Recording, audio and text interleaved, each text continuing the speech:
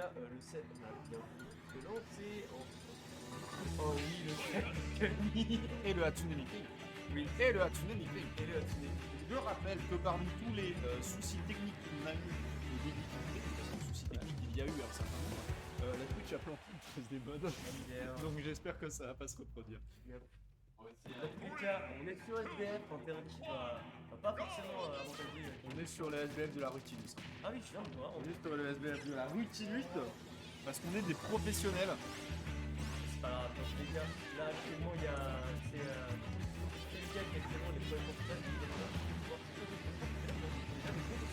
On a été un petit peu trop gourmand pour ce dé qu'on a pas pu faire. On a encore une fois, je fais des frappes, ça fait déjà 2 fois que j'ai mis avec pas de là. Et bien le récupérer. Et le double jump comme ça, alors c'est pas mal en. Ah, je peux plus, ok, bah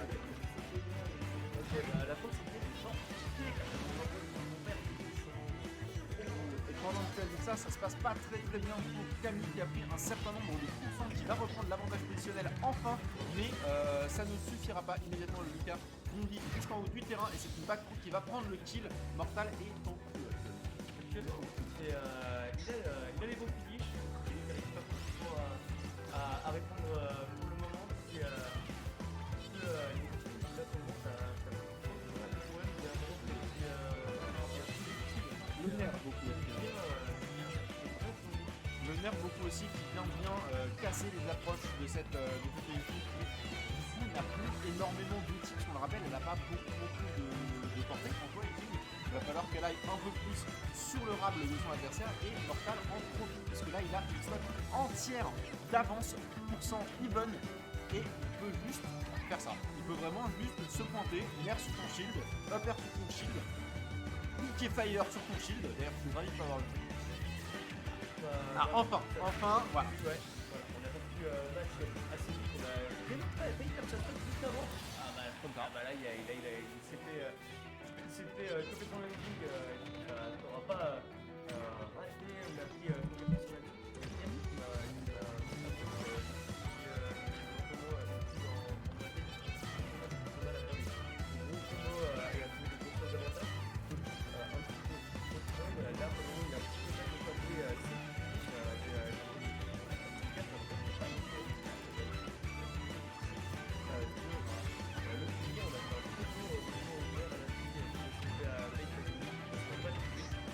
Regarde.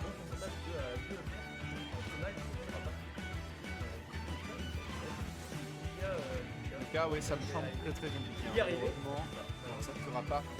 C'est vrai que Lucas, donc, tu l'as un peu évoqué avec le Zer, c'est sûrement un personnage qui a des mouvements très particuliers et ça va être compliqué de les anticiper, de les récupérer quand tu t'appelles Inkling et que du coup ta portée est assez limitée parce qu'il peut littéralement t'esquiver et ensuite te taper avec le merveilleux Zer. Ouais, mais Lucas plus. C'est vrai que pour le coup, là où Inkling, son gros avantage, c'est sa mobile et ses combos. Comme tu l'as dit, Camille en ce moment a peut-être un peu plus de mal à caler ses combos parce qu'il est plus concentré sur le carrière. Et en termes de mobilité, Lucas la récupère sans aucun problème avec ce Zer, avec le AB.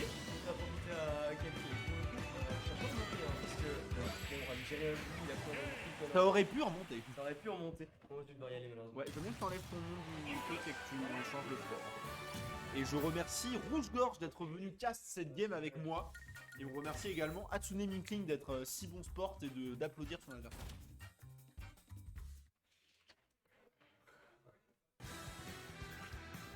Il a pas changé les scores ce pilier. Il allait dire son nom, il a pas changé.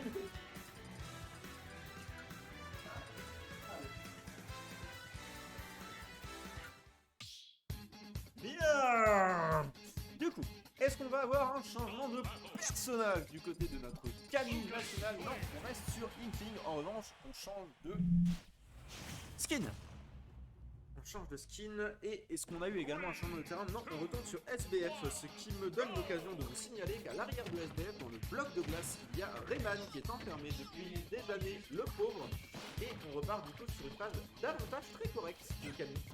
Manifestement, le changement de skin lui a fait du bien, peut-être un changement d'état d'esprit dans la foulée, parce qu'on a 65% d'avance sur ce Lucas, et jouer avec de l'avance et jouer avec du retard sur un Lucas, c'est deux soupes très différentes. Maintenant, il va surtout falloir le maintenir.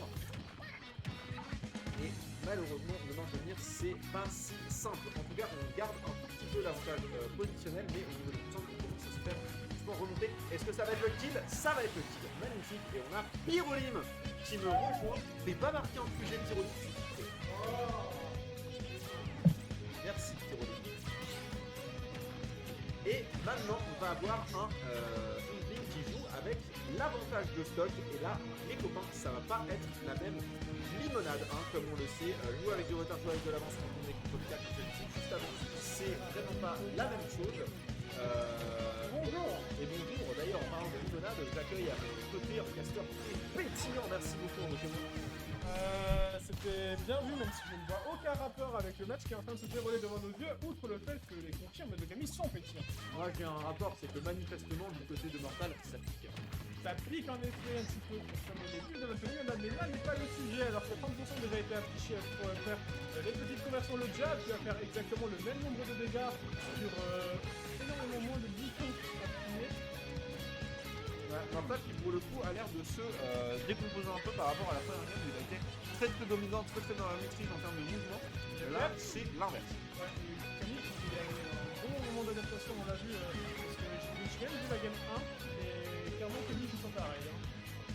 Non, et en même temps, j'ai envie de te dire, c'est vraiment ça. Là, il a de l'avance, il peut plus s'installer, il peut plus cuire, alors que aller chercher un Lucas quand tu es une fille, c'est vraiment très difficile. Là, il n'a pas besoin, et ça fait toute la différence. Ouais, et en fait, j'allais dire, hein, comme dans beaucoup de match-up, et en fait, j'ai l'impression que c'est dans le jeu de façon générale, celui qui a la première stock, il dit que le game, et ça, c'est un truc qu'on ne peut pas négliger. Tu ne peux pas dire, oh, c'est grave, la stock premier, c'est pas grave. Si, c'est grave. C'est magnifique. Knockback à 60%, j'avais jamais percuté, mais vraiment le truc envoie très loin. Il lui a fait traverser l'intégralité du terrain, lui a fait faire son avantage positionnel. Mais c'est un magnifique upper qui va récupérer cette stock. 3 stocks de la part de notre Camille qui revient en force. Et c'est un partout pour continuer 7 en game 3. Un petit un partout du coup, on va voir si Mortal va réussir à son tour s'adapter. Il y a bien un truc qu'on doit lui reconnaître, c'est que notre ami Mortal combat. Et ouais. On fait ce qu'on peut. Il est tôt. Bref. D'ailleurs, s'il y avait un personnage que Mortal Kombat dans ce match, je suis petit, je connais aucun perso de Mortal je sais, Kombat. vous avez trop envie de t'afficher. Je connais aucun perso de Mortal Kombat.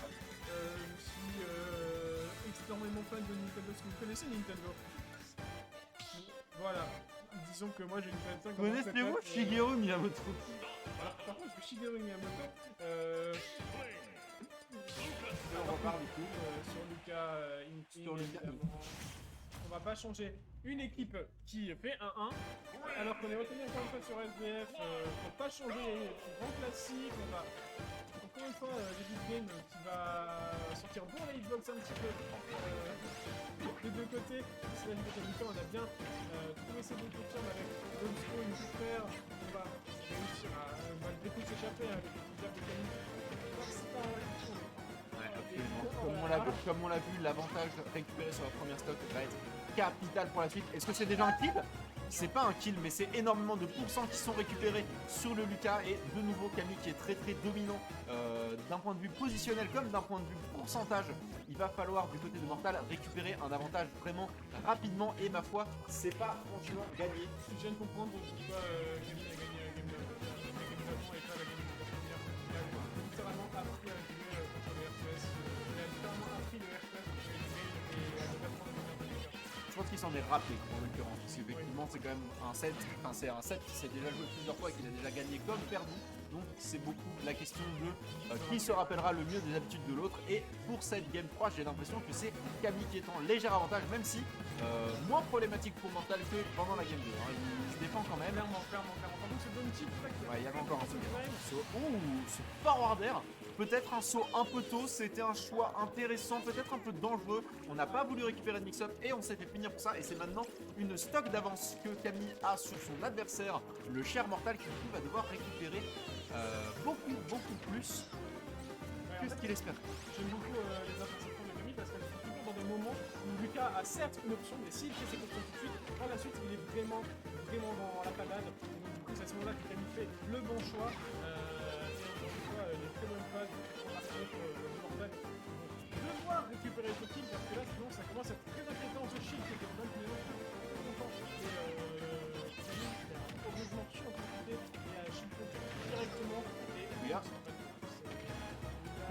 intéressant de regarder Camille off-stage parce qu'il a une manière de revenir sur le terrain qui est très intéressante, ça donne quasiment l'impression qu'il a 300. Vraiment, en fait, il a une manière très fluide de revenir avec son... Pour ceux qui ne savent pas, il y a un léger saut quand on cancel le side B. Et il a une manière très fluide de cancel ça, into double saut, into son AB. On a l'impression qu'il a 3 sauts et c'est fascinant.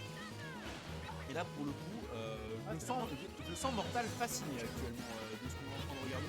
Tellement fasciné qu'il se retrouve en désavantage de stock. Encore une fois, c'est une stock entière de retard qu'il a sur la Inkling. Et malheureusement pour lui, j'ai bien l'impression que Camille n'a pas l'intention de lâcher cet avantage. Il veut la suite du winner bracket, il veut ce upper, il veut cette bombe, il veut ce kill. Et le plus tôt sera le mieux. En effet, comme tu dis, on a eu pas mal de choses, peut-être quelques trucs c'est redoute. Dans le milieu, on appelle ça le arrière. C'est vrai. Il y a eu une très bonne chose au début de la deuxième phase, mais malheureusement, Camille qui a su beaucoup mieux s'imposer durant la suite. Événement, par contre, la paire qui ne va pas être trouvée ici, 110%. On est toujours en tête, il devra se prendre toute la claire. Il peut encore revenir avec le B, non, malheureusement. Non. Ça, Ok. non. On y a cru, mais Mortal qui malheureusement va devoir s'incliner. Très belle adaptation de Camille au cours de ce set. Effectivement, on a bien vu que à partir du moment où il arrive à choper l'avantage au tout début de la game, à partir de là, c'est lui qui déroule. Très bien joué de sa part d'avoir identifié ça comme étant sa win condition et il va s'en aller vers la suite du win dans bracket pendant que Mortal